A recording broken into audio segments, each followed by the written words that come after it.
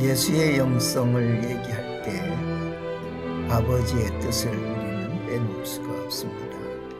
예수님은 아버지와의 관계 속에서 그는 그의 삶의 목적을 정하고 또 자기 존재 이유도 설명을 합니다.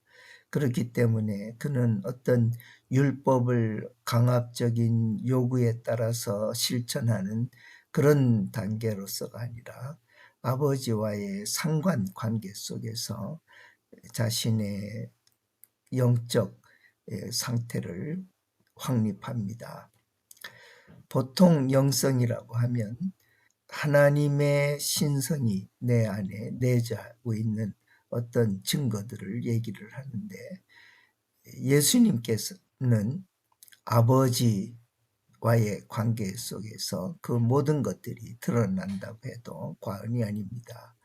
물론 기도와 금식 이런 것들도, 또 성경 말씀 이런 것들도 중요한 요소겠습니다만은, 그러나 아버지와의 관계를 우리는 빼놓을 수가 없습니다. 아주 핵심적인 단어이기 때문에 그렇습니다.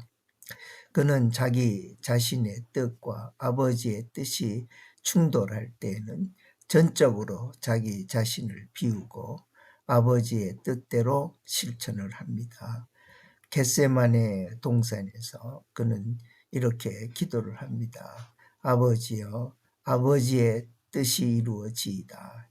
자기 자신의 영달을 위한 것이라면 자기 자신의 뜻이 먼저 준행돼야 되겠지만, 그는 아버지의 뜻이 먼저 실천돼야 된다는 것을 강조합니다. 또 제자들에게도 아버지의 뜻이 이 땅에 이루어지는 것을 기도하고 또 그것을 위해서 일하도록 합니다.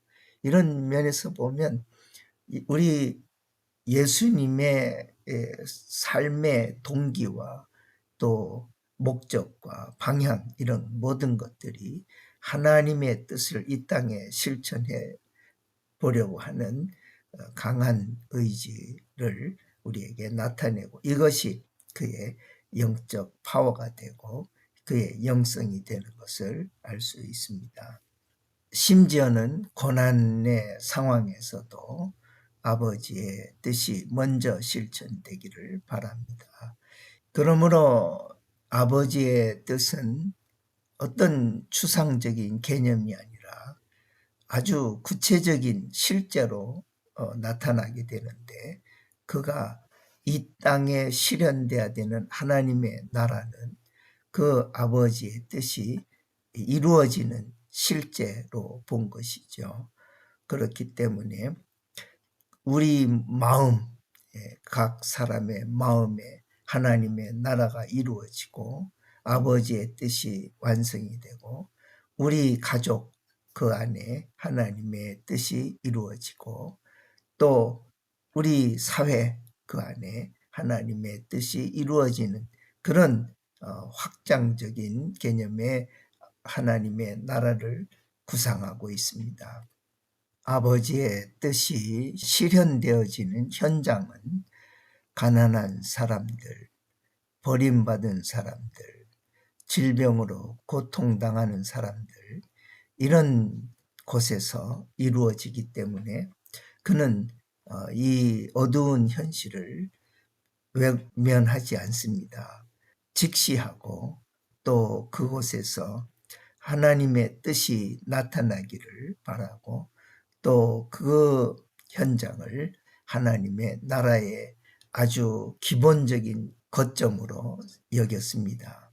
그러므로 모든 사람들이 그의 마음속에서 하나도 잃어버린 바 되지 아니하고 하나라도 버린 바 되지 아니하고 찾아지는 그런 세계를 우리에게 소개합니다. 이게 그의 하나님의 나라의 개념입니다.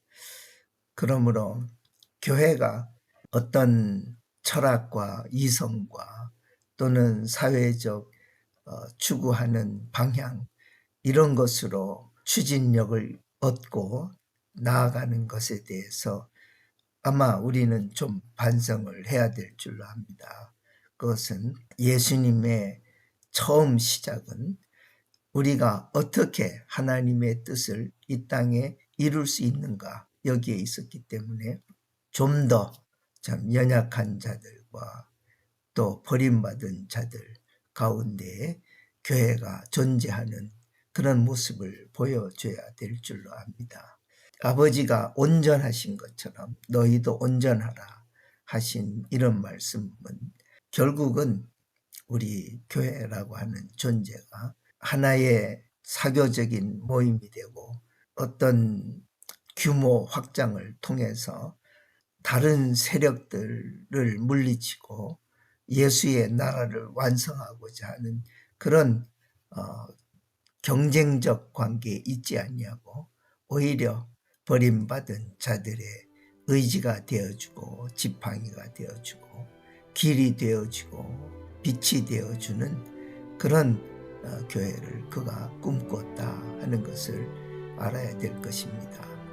이것이 교회의 힘이고 또 그의 백성이라면 마땅히 해야 될 일이라 볼 수 있겠습니다. 감사합니다.